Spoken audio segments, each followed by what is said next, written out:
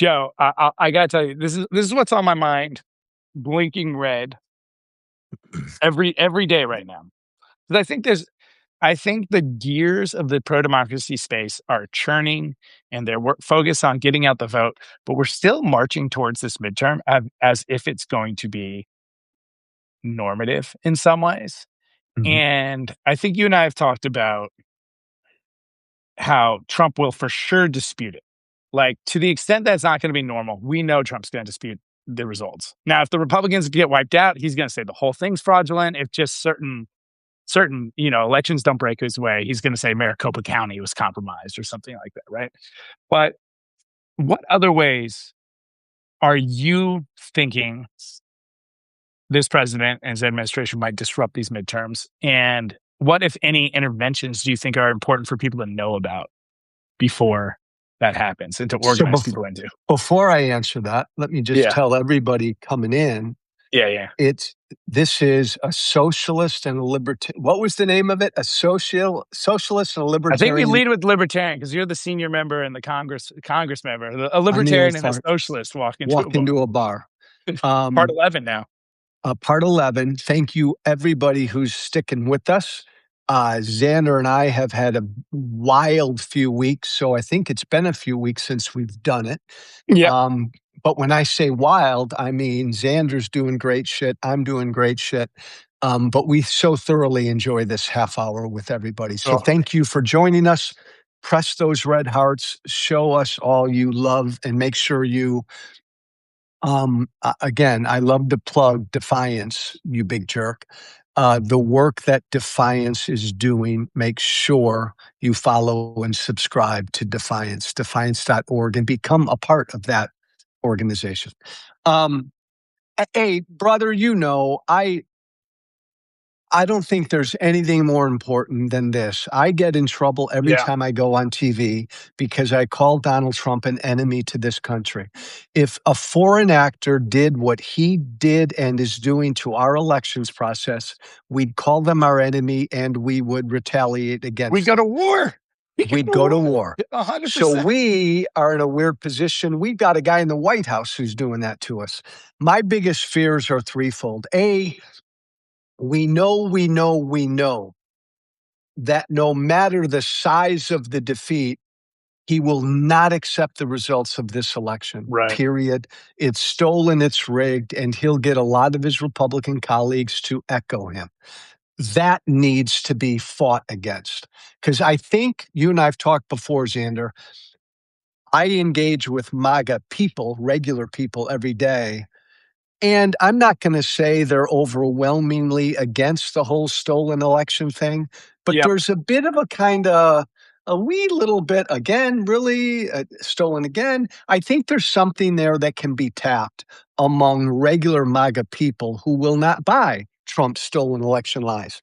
So I worry about that. That's really interesting, Joe. But that's really interesting. It's almost like the Epstein Files thing. It's like because he's already sold them on it, you can tap into it. Like they're already, not inoculated. They're already kind of have a tilt towards being fired up about this, and so you don't have to change their mind about it being important. You can validate it's important, but just change their mind about where the threat's coming from. Bingo. That's really interesting. So post-election, election night and post, he will again try to delegitimize the election. That needs to be a full frontal attack. I profoundly worry about what ICE is going to do. They are going to be physically present in a number of ballot places in this country to intimidate brown and black people from voting. We're not talking enough about that. And it will make a difference because good, decent people, even American citizens who are voting, brown, black, Latino, whatever, there's going to be a big intimidation factor. Trump's going to do that. It's already started. Just the fact that this is being floated.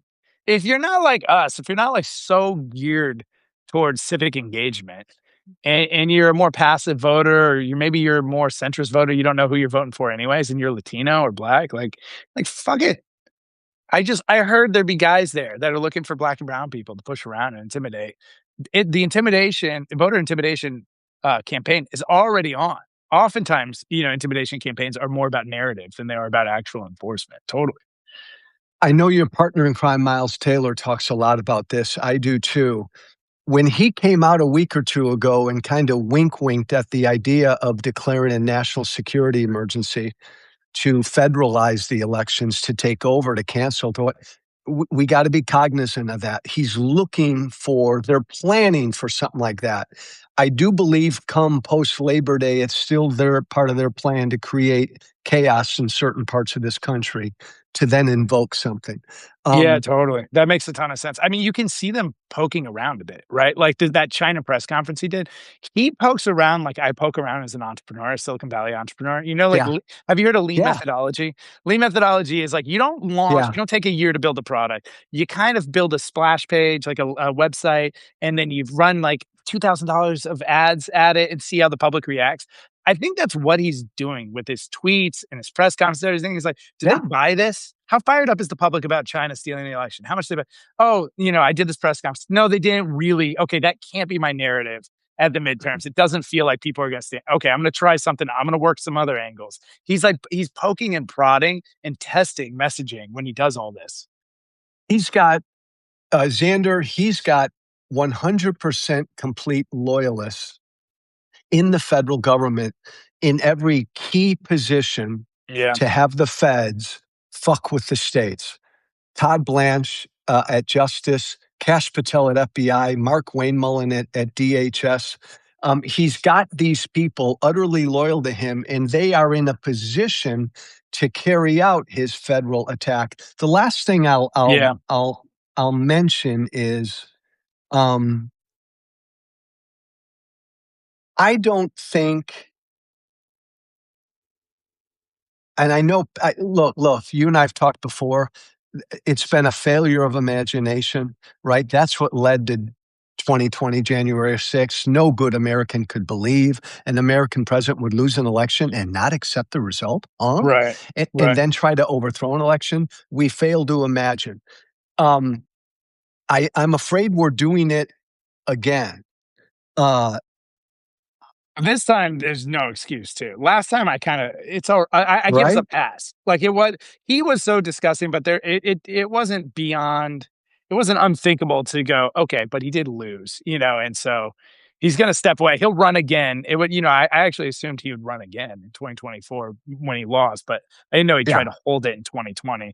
This time, there's no excuse. The guy's previewing it. He's talking about it. He's still never accepted 2020. Forget 2026. He is still fighting on the grounds that he yeah. actually won in 2020. Yeah. So unlike, last thing I'll say, and then you go, unlike Orban in Hungary, Yeah. who fully prepared his battle plan to not accept the result and then engage and disrupt the result. But because his defeat in Hungary was so overwhelming, Right. he said the smart play is I'll concede and I'm going to live to fight another day. That's never Trump.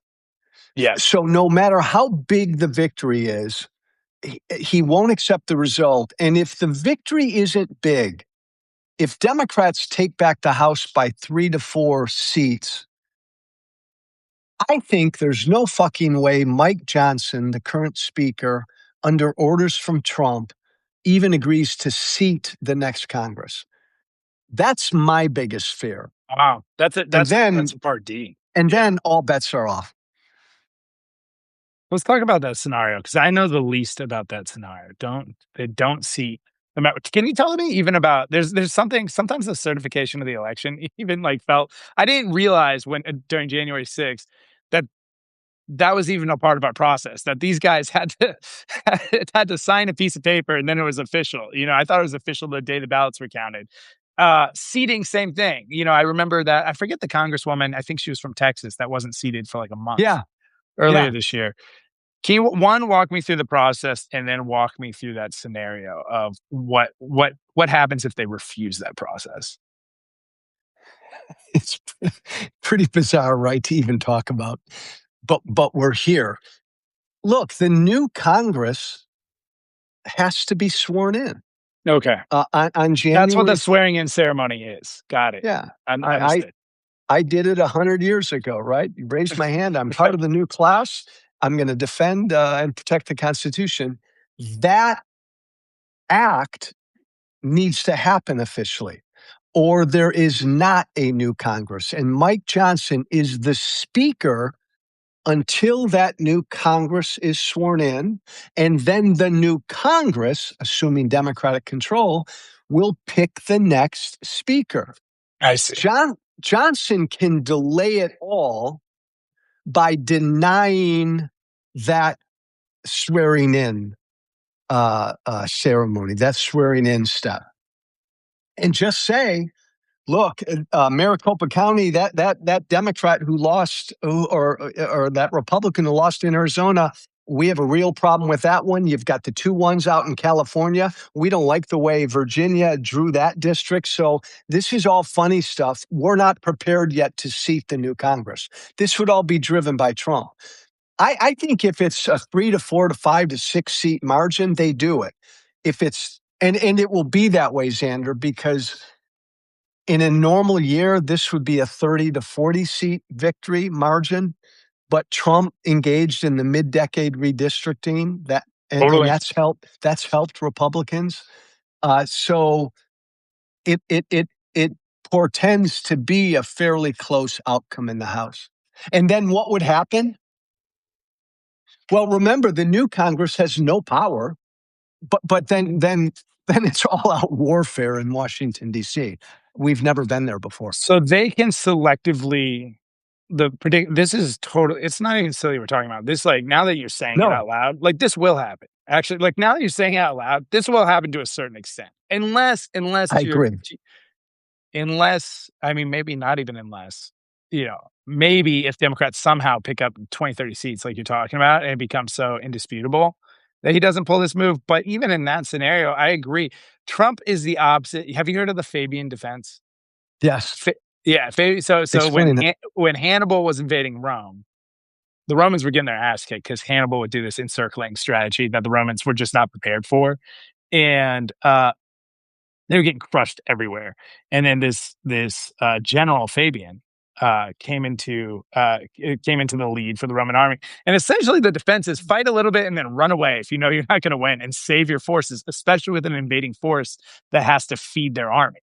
And Yeah. so he was really good at cutting his losses and then pulling back and then forcing Hannibal to, spend another month trying to find stuff to eat for his 100,000, 200,000 men, right, that were over in Rome. And they would burn the fields along the way. Washington used this like crazy against the British. Mhm. As much as we give Mhm. Washington, props, Washington was really retreating a lot of the time, but he was retreating Oh, yeah. strategically and letting the British hang out Yeah. in the winter in the Northeast where they didn't know where they would get their food from, right? And so, um, Trump does none of that. I think you're totally Yeah. right. Trump does none of that. And I think you're right that he has successfully achieved 100% loyalty from the folks in certain positions, including Mike Johnson. And so Yeah. I think you're right. Even if it's a wipeout, which to your point, they've already rigged the system. They fucked up the Voting Rights Act. They did this mid decade gerrymandering where it's not going to be a 20 seat victory. It's just not because of how Can't they've be. already Yeah. achieved. It can't be. And so they are going to do this. Xander, You just watch this. Go ahead. when I got elected, it was a 62 seat swing. Republicans, we won 62 seats in that Tea Party wave. You nailed it because of gerrymandering, and the partisanship and Republican cheating. Now that's almost impossible. Mm. So I mean, like, I'm not going to say this is going to happen 100%, but it feels incredibly likely that something like this happens. How long what are the mechanisms to end these disputes? Is it the court eventually rules, but they can drag it out in the court? Or like, who eventually has the final say to say, hey, all right, guys, like, this is settled. We looked into it. Is it the judicial branch? ultimately, the court would have to rule. Yeah. It would create a constitutional crisis, but the current Congress would sit and be in power until the crisis is Until the court resolved. ruled. Yeah. Yeah. And again, in that scenario, again, just imagine that Democrats take back the House by 2 or 3 seats. why would Mike Johnson, Trump, why would they accept what any court said under Oh, that? because they know it's a wrap for them too. Like Trump knows, yeah, it's so dangerous for Yeah. him. A Democratic controlled House. It's do or die. And, Yeah. and the same thing could happen in the Senate. John Thune is not as cultish as Mike Johnson, but boy, Democrats take back the Senate by a seat. Georgia, a battleground state, goes Democratic. You fuck yes, they'll contest that. Yeah. And there'll be one of those races that's close enough where it looks legitimate. Georgia's won by, I think during the Georgia runoffs, which I was involved in, both those seats were won by less than like 10,000 votes. It was like 14,000 and 10,000 or something like that. So you can Yeah, see that. but what's interesting, Xander, balancing all of this is a blue, on paper, this is a blue tsunami like we've never seen before. Totally. So you could get John Ossoff in Georgia winning by 9 to 10 points. That's more difficult to say, rigged down in Georgia. The key here, Xander, is ultimately, yes, down the road, a court will rule if Republicans do this, and Republicans will contest the ruling. Ultimately, to get us over this horribly dangerous phase we're in, where, led by Trump, we only accept the results of elections we win. It's got to be Trump's supporters, Republican voters, who finally say, fucking enough, right? We've got to accept the results of elections in this country, or the country's done. That mindset has to really change. Right now, 70 to 80% of Republicans still believe Trump won in 2020. That's got to change. Yes. You know what's funny? You mentioned a couple things I was profiling this week. I do these mini histories every day. I profiled your red wave in 2010, and I profiled the Orban loss. Just to I try to provide a little historical context for for each of these kind of moments that we're living through and what we can learn from it. In every one of the times I profile how an authoritarian lost, there's a big bridge building moment, both through the populace getting a bunch of their supporters to come over to the other side, and also the generals, the police, like the folks that are being tasked with repressing, eventually in each one of those stories give up, right? The authoritarian loses a legitimate election. There's usually poll watching involved, vote counting, so like the public can dispute any disputes the administration makes. There's a courting of their following into the bigger coalition. And then there is a time where we get the generals to say, I'm not going to go along with this. I'm not going to hurt our own people and whatnot. And feels like that piece of it, the bridge building piece, we still haven't really nailed. Like, yeah, I think about like who I profile in Defiance, which like you leaving MAGA, Rich Logis, right? These are folks who've already left on their own accord. And then, and now we're having these conversations. I think that's why I do this with you. I'm so interested in you as a leader and understanding and learning from you, is because it feels like that. We haven't nailed that yet. We still haven't really found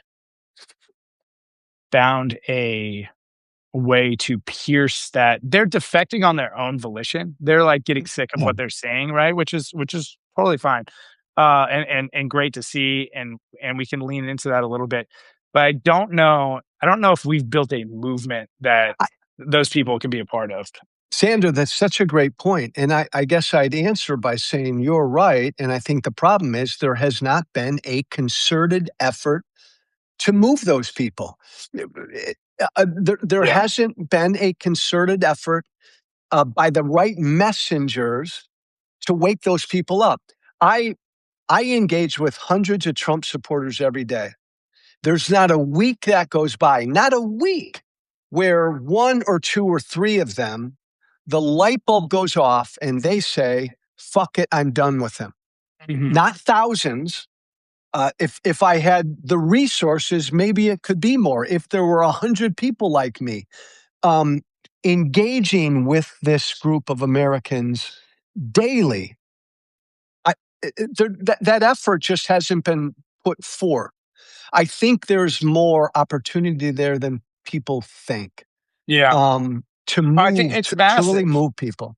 It's massive. We need to do it's there's no literally none of the stories of authoritarians losing that I've covered doesn't involve that. And it's weird. I feel like in America we're in this odd place where we know it's an emergency, we can speak like it's an emergency, but in some ways it's still so unthinkable that we don't do the bridge build we don't swallow our pride and do the bridge building Ah, that would end the emergency, you know? And I don't know if it's because we're in this weird social media era and we think the people that are voting different than us are like these caricatures, these almost evil caricatures of like they're only driven by, say as a progressive, the Trump side, and even I'll say even the historical Republican side was driven by greed and racism.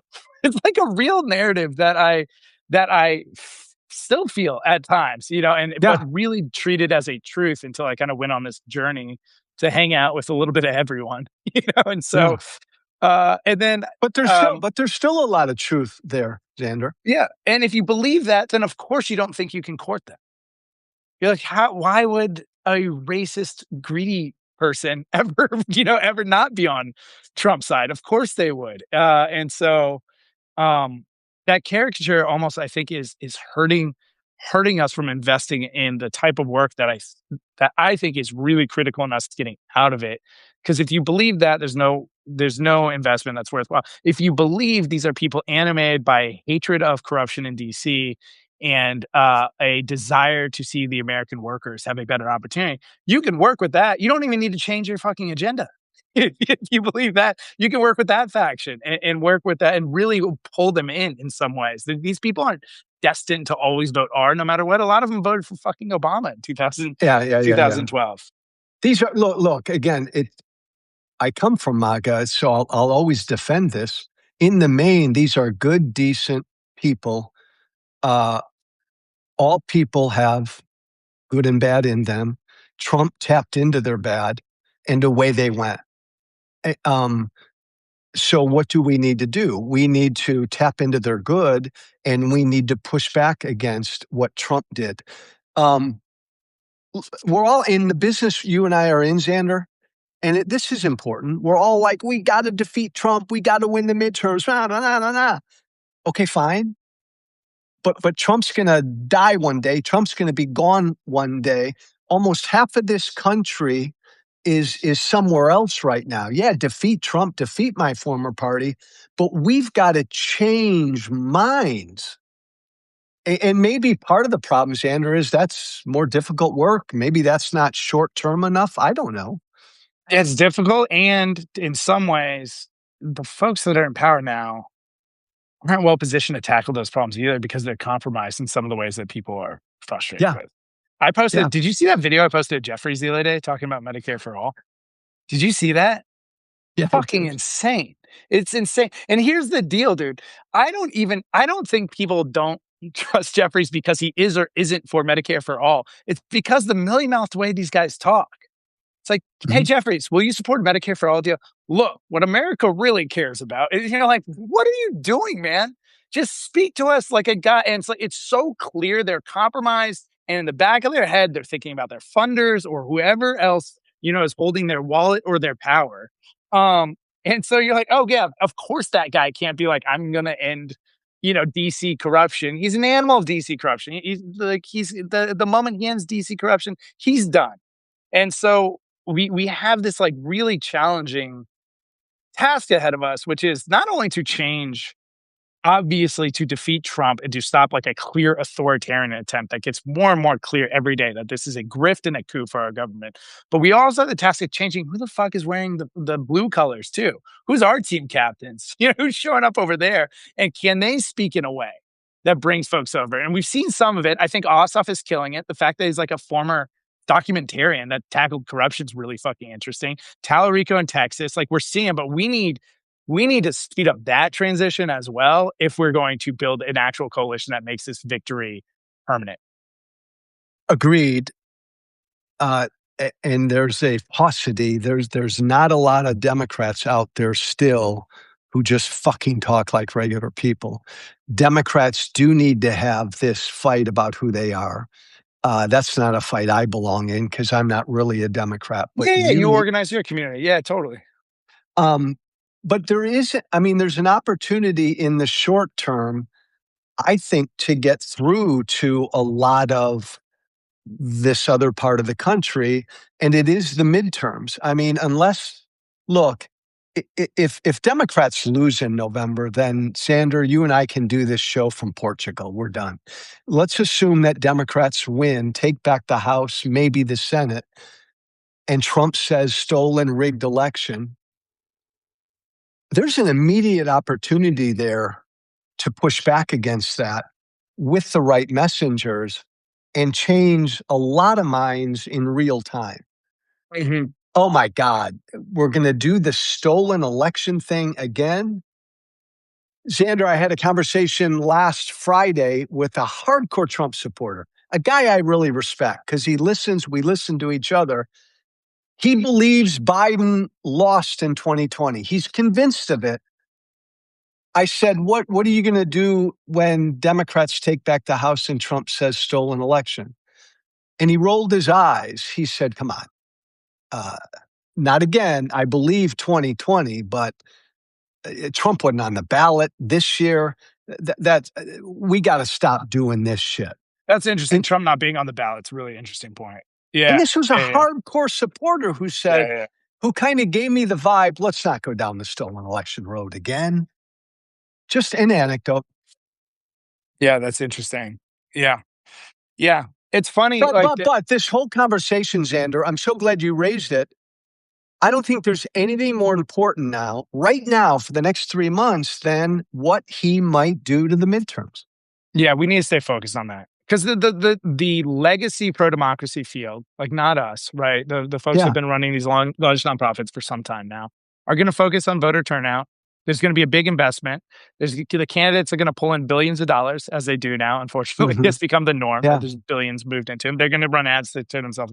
The turnout stuff is going to we should obviously advocate everyone turns out to vote. But when I'm thinking about the power these, whatever UI and the team of geeks that really care about this stuff may have in trying to create, add to the public narrative. It's really focused on that. Like it's in national security, they call it red teaming or war gaming. Mm. Here's the scenario. Here's how we react in that constitutional crisis scenario where Johnson's not signing them in, or swearing them in. Excuse me. Yeah. Yeah. Um, Gain that out. Something Trump's banking on, and this happens in all of the scenarios where authoritarians take power, because I also profile those.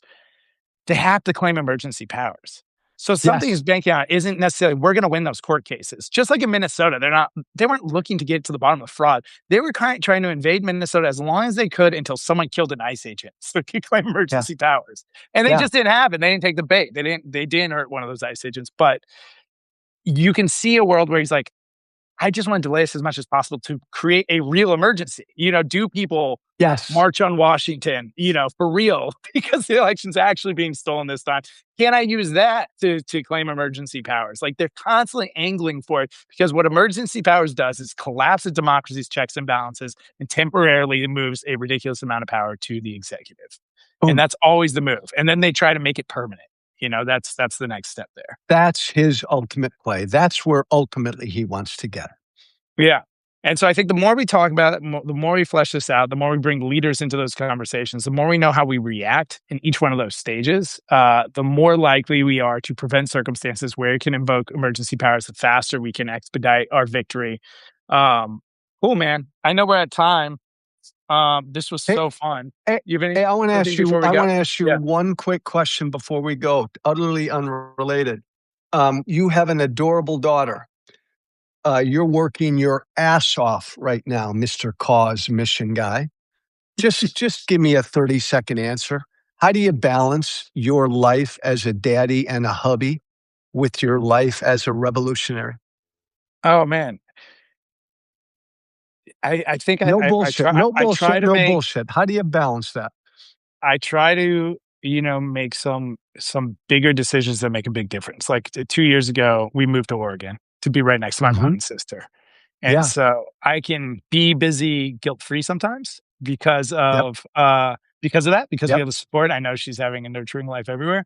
I work East Coast hour. I moved west also so I could work East Coast hours. So my day Yeah. wraps around Yeah. 3:30 because there's no one left to call. Everyone on the West Coast is surfing. They don't want to work hard. And the East Coast guys are going to dinner now at 6:30. Done. Yeah. Yeah. So I moved my day that direction. So now I have what feels like almost like a weekend day after work, which has been That's nice. cool. That's cool. And then I do less traveling than I did previously. I don't leave home very often, and I do little things like we went camping last week. It's kind of funny. We went camping, but I worked from a co-working spot the whole week. So I'd wake up at 10 and then go drive to a co-working spot and get off at 3:30 and go back to the tent. Just by the end of it, though, everyone in the comments was like, "Xander, you look terrible."